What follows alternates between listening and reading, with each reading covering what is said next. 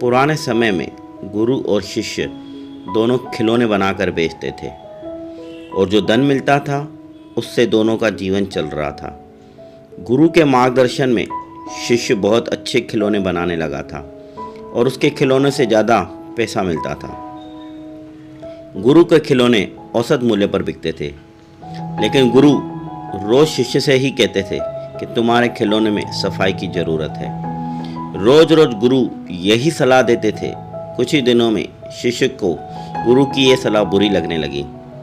शिष्य सोचने लगा कि मेरे खिलौने तो गुरु जी के खिलौने से अच्छी कीमत पर बिकते हैं। शायद इस वजह से गुरु जी को जलन हो रही है, इसलिए वो रोज़ मुझे ही सलाह देते हैं। एक दिन गुरु की सलाह से तंग आकर शिष्य गुस्सा हो गया।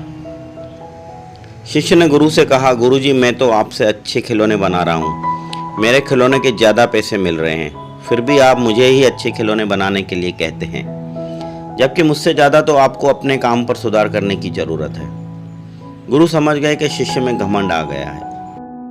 उन्होंने शिष्य से धीमी वाणी में कहा, बेटा जब मैं तुम्हारी उम्र का था तब मेरे खिलौने भी मेरे गुरु के खिलौने से ज़्यादा पैसों में बिकते थे। एक दिन मैंने भी तुम्हारी तरह मेरे गुरु से भी यही बात कही थी।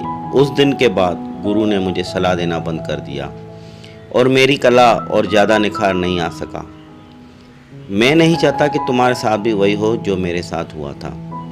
गुरु ने शिष्य पर गुस्सा नहीं किया और धीमी आवाज़ में जो बातें कही वह शिष्य को बहुत ही अच्छी तरह समझ आ गई। उसने गुरु से क्षमा मांगी और अपनी कला को निखारने में लग गया। दोस्तों, हमें इस कहानी से एक सीख मिलती है।